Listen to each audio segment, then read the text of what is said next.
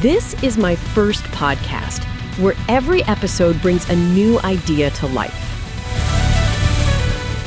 You wake up, and for about 3 seconds, you have it. This massive, intricate narrative, entire worlds you were just walking through. And then you reach over to snooze your phone alarm and poof, it is gone. Just completely evaporated. It is infuriating. It is like trying to grab smoke with your bare hands. Why does that happen? Well, it turns out our conscious brain, the piece we actually think with during the day, takes up a tiny fraction of total brain activity. While you sleep, your subconscious is doing the heavy lifting, processing short-term memory, emotional tensions, spiritual beliefs, environmental noise. It is essentially dealing with pure chaos. Chaos, right. And the brain hates chaos. It desperately resists it. So it attempts to manufacture order, assembling all those random signals into a visual movie. That is what a dream is. Okay, so if the brain goes through all that trouble to build this elaborate movie, why on earth does it wipe the memory the second my feet hit the floor? It comes down to physical movement and brainwave shifts. When you wake up and instantly start moving around, turning your body, reaching for a screen, your brainwave activity snaps violently into an alert, wakeful state. That electrical shift wipes those fragile dream memories before they can transition from short-term memory into long-term storage. So physical movement itself is literally erasing the tape? Precisely. I used to reach for my phone literally the second my eyes opened, every single morning, and I thought I just did not dream. But once I realized that the physical action of grabbing the phone was triggering that brainwave wipe, it made complete sense. So what is the fix then? How do we actually catch it? Sleep researchers and journaling guides recommend what you might call a zero-movement recall protocol. First, before you fall asleep, you set a clear mental intention.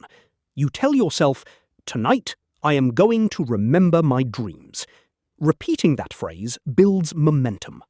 Repeating a phrase actually helps? It really does. But the crucial part happens the moment you wake up. You have to remain completely motionless. Do not turn over, do not stretch, do not grab anything. Just lie still for about 60 seconds in that half-awake state. 60 seconds. Just frozen. Exactly. Guides on dream recall emphasize that when waking up, you try to remain as still as possible in your body. That stillness gives the dream imagery room to resurface into your conscious mind. Once the picture is stable, then you reach for your notebook or voice recorder and capture it. Wow. So it is not that we do not dream. It is that we literally move too fast for our own memory systems to log it. That is spot on. So once you actually capture these dreams in a journal or an audio memo, what do you do with them? Because I know everyone always wants to run to those online dream dictionaries to figure out what a flying pig means or whatever. Standard dream dictionaries are almost entirely useless. The idea that seeing a snake or falling down a well means the exact same thing for every single human on Earth completely misunderstands what dreaming is. Because the dream image is built from your own personal baggage. Right. It is a hyper-subjective synthesis of your specific life experience, your daily observations, your emotional state. A dog might represent safety to you and absolute terror to someone else. You cannot look it up in an index. So instead of looking for universal symbols, what should someone actually track? Look for emotional signatures across time. If you keep a journal for a few weeks, patterns start to emerge. Are you frequently feeling unprepared in your dreams? Are you constantly running away from something or falling? Evolutionary theory suggests those threat simulation nightmares might be your mind practicing how to handle stressful scenarios. So the dream is highlighting unaddressed waking anxieties. Exactly. It is pointing directly at what your subconscious is trying to sort through.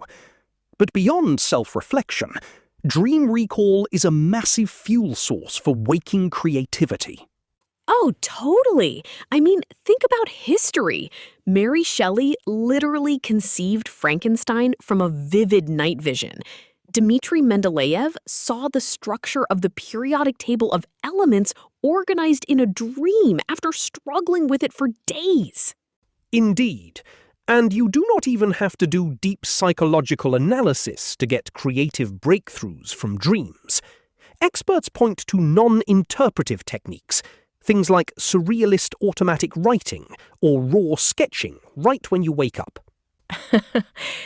I actually tried automatic writing last week after reading about it.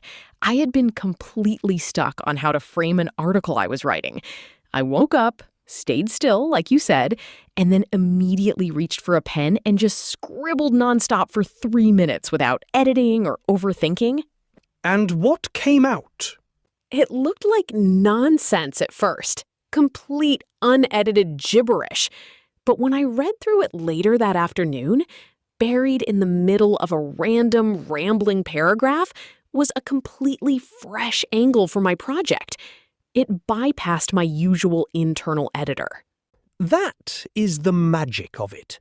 In the dream realm, time is not linear.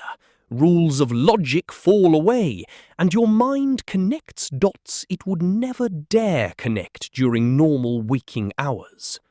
So if you stop moving the second you wake up and just listen, you might actually catch a glimpse of what your brain was building in the dark. Well put. Lie still, set the intention, and let the chaos engine work for you.